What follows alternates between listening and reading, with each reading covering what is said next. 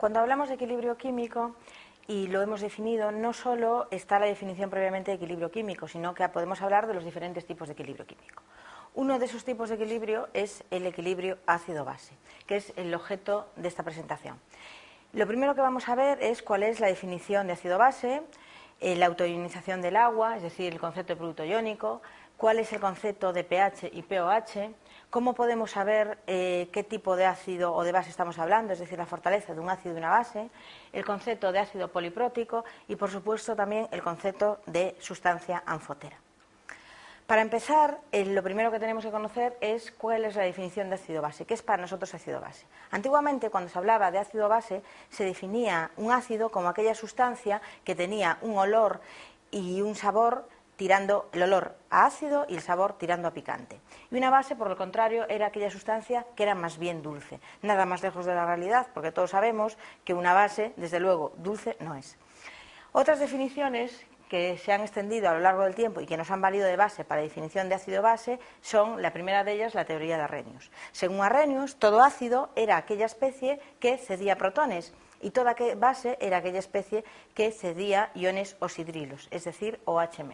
Como podéis ver en la transparencia, la primera sustancia, el clorhídrico, es un ácido. ¿Por qué? Porque cede protones. Y la sosa, es decir, el NaOH, es una base. ¿Por qué? Porque cede OH-. Basándonos en la definición de Arrhenius, el amoníaco no sería una base, y todos sabemos que el amoníaco es una base. Entonces, hay que analizar, y se investigó, y se llegaron a otro tipo de definiciones. La siguiente definición es la de Brewster y Lowry. Para ellos, una base era aquella sustancia que aceptaba protones, y un ácido era aquella sustancia que cedía protones. Como podéis ver, el amoníaco en disolución acuosa, es decir, con agua, se convierte en NH4+, que es el amonio, y cede OH-. Por tanto, basándonos en la definición de Brewster, el amoníaco es una base. Por el contrario, el NH4+, es decir, el amonio, capturaría OH- y cedería, se convertiría en amoníaco más agua, es decir, sería un dador de protones. Por tanto, el amonio es un ácido, el ácido conjugado de la base, que es el amoníaco. Otra definición, y que es la que se utiliza hoy en día, es la más conocida, es la de Lewis. Lewis define el ácido como aquella especie que es aceptor de pares electrónicos, y base es la especie que es dador de pares electrónicos, es decir, una base da pares de electrones y el ácido los cogería. Si os fijáis en la reacción que aparece ahí, tenemos una base que sería el NH3, que da pares de electrónicos, que cogería el fluoruro de boro y se formaría una especie que es lo que se conoce con el nombre de aducto. Basándonos en el concepto de ácido y de base, cabe analizar lo que es el agua. El agua, ya lo veremos posteriormente, pero es una sustancia que puede actuar como base o como ácido, es decir, puede aceptar y puede dar electrones. Como podéis ver ahí, en la reacción aparece el agua actuando como base más un ácido para dar el ácido conjugado de la base anterior y la base conjugada del ácido anterior. Es decir, se establece el equilibrio que aparece abajo. Una molécula de agua más otra molécula de agua para dar H3 o más OH-, es decir, para dar protones y iones oxidrilo.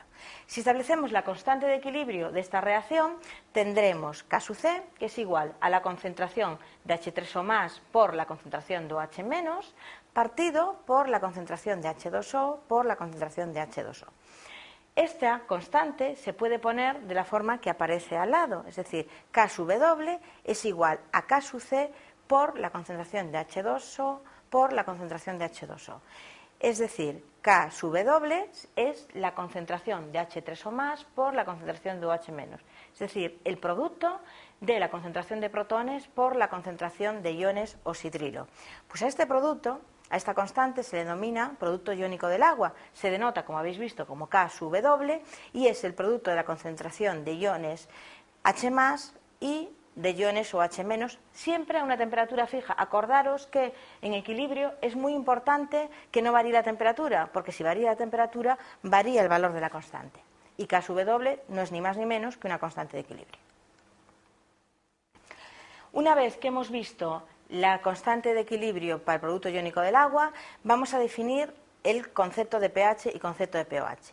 El potencial del ion hidrógeno, es decir, el pH, fue definido en 1909 como el logaritmo de la concentración de protones cambiado de signo. De ahí que el pH sería menos el logaritmo de la concentración de H3 o más, y el pOH es menos el logaritmo de la concentración de OH menos. ¿Cómo podemos relacionar el pH y el pOH? Pues lo podemos relacionar a través del producto iónico del agua. Acordaros que KW era el producto de la concentración de H3 o más por la concentración de OH menos, y esto varía un valor de 1 por 10 elevado a menos 14 a una temperatura determinada.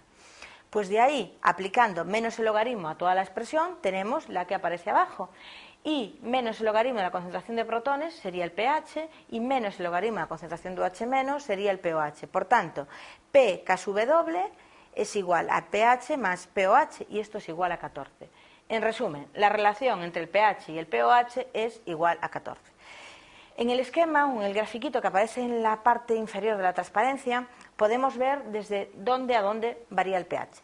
El pH va de 0 a 14 y en el punto medio sería el pH neutro, es decir, en 7. Denominaríamos pH ácido a todos aquellos valores de pH inferiores a 7, es decir, de 0 a 7, y denominamos pH básico a todos aquellos valores de pH superiores a 7, que van de 7 a 14. Cuidado, porque no es lo mismo hablar de valores de pH que valores de pOH. Los de pOH serían exactamente todo lo contrario. También, ¿qué nos va a determinar el pH? Pues si el pH nos va a decir, tiene una relación directa con la concentración de protones, nos va a medir la cantidad de acidez, es decir, es una medida de la acidez de una sustancia. Una vez que establecimos el concepto también de pH, es interesante saber qué tipo de ácido y de base tenemos, es decir, la fortaleza de los ácidos y las bases. Empezaremos por los más sencillos, que son los ácidos y bases fuertes. ¿Cuándo un ácido o una base es fuerte? Bueno, pues los ácidos y las bases fuertes son aquellos que tienen una constante de equilibrio KA y KB respectivamente muy elevada, y por tanto su grado de disociación es igual o aproximadamente igual a 1. ¿Qué quiere decir esto? Pues si yo tengo una concentración de equilibrio inicial de un ácido o de una base, una concentración inicial de ácido o de base, una vez que se alcance el equilibrio, me habrá desaparecido esta concentración y se me habrá transformado todo en productos. Lo vamos a ver con dos ejemplos. La primera reacción, tenemos el ácido A₂H que se disocia para dar A- más un protón. Si partimos de una concentración inicial de C₂, una vez que se alcance el equilibrio, de ácido no nos va a quedar nada, y vamos a tener una concentración C₂ de A₂-, es decir, de la base conjugada del ácido, y una concentración C₂ de protones. Por tanto, viendo ese equilibrio, sabemos que el ácido es fuerte. Si vamos y analizamos el equilibrio de una base, nos vamos al equilibrio de la parte inferior de la transparencia. Tenemos una base inicial B, cuya concentración es C₂.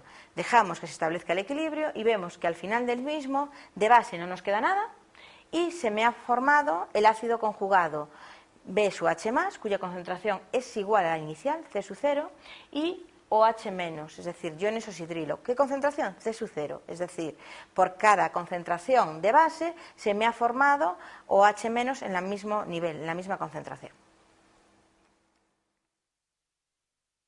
El otro tipo de ácidos y de bases son los ácidos y las bases débiles. ¿Cuándo sabemos que una especie es débil? Pues una especie es débil cuando se ioniza parcialmente.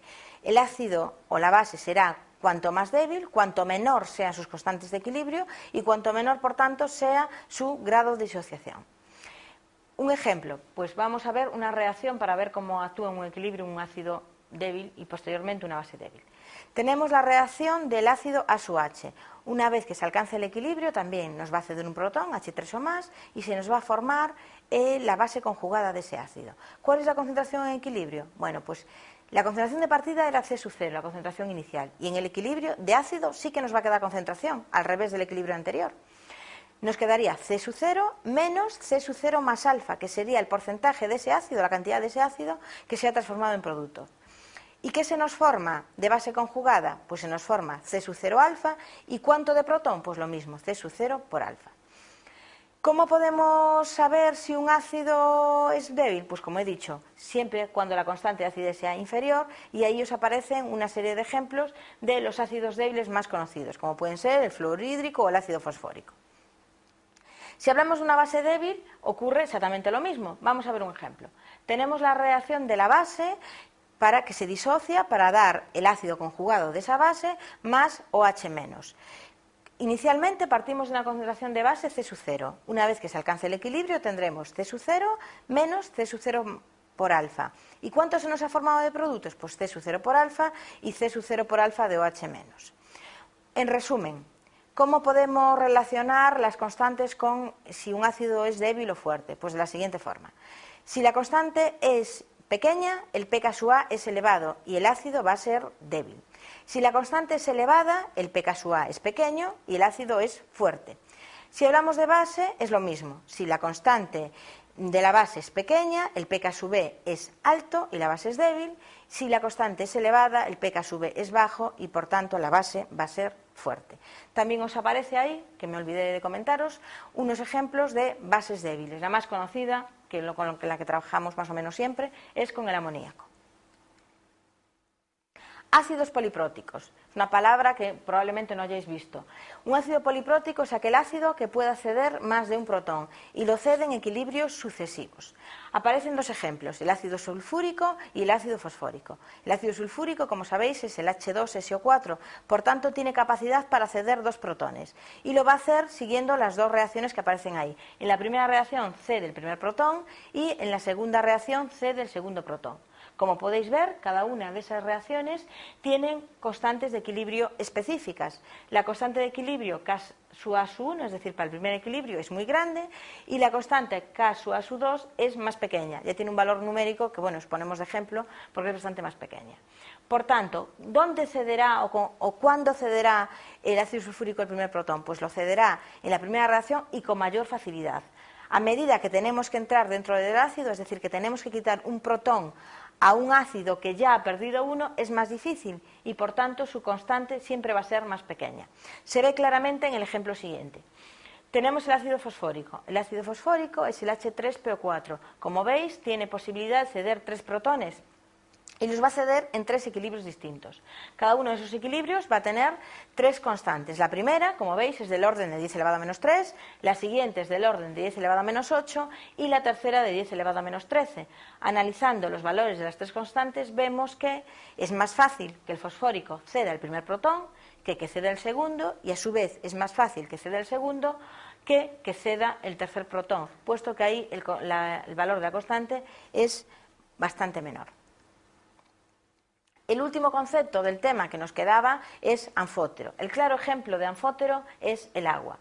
Anfótero es aquella sustancia que puede actuar como ácido o como base, según el medio en que se encuentre. Ejemplos específicos de anfótero serían el agua, que es el conocido, de hecho lo habéis visto antes en el concepto de producto iónico del agua, que actuaba como ácido y como base, y luego otras sustancias como son los aminoácidos o los iones intermedios de los ácidos polipróticos, que también pueden avanzar la reacción en un sentido o en el otro, y por tanto pueden actuar de ácido o de base.